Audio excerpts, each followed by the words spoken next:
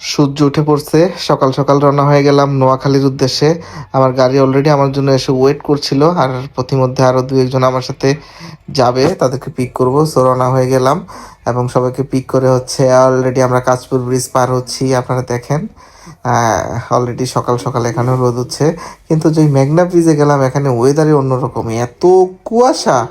ওরে বাবা! যাই হোক, এই বিষয়গুলো আমরা গল্প করছিলাম। যাক, এভাবে গাড়ি চলছিল খুব দ্রুত এবং পৌঁছে গেছি হচ্ছে কুমিল্লা একটা স্টপেজ দিতেই হয়, আপনারা জানেন। মিয়ামিতে একটু রিফ্রেশ হয়ে নিলাম সবাই এবং চা নাস্তা খেয়ে নিলাম।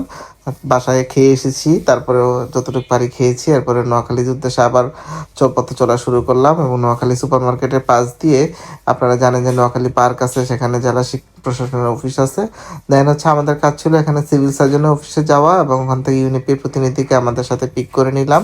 এরপরে হচ্ছে আমরা রওনা করে দিলাম হচ্ছে নাইস গেস্ট হাউসে। জেলা শহরেই নাইস গেস্ট হাউস খুবই জনপ্রিয় একটা বেস্ট হোটেল বলা যায় আসলে। এবং এখানে আমরা অনেকবার এসেছি এবং অনেকবার থেকেছি গত কয়েক বছরে।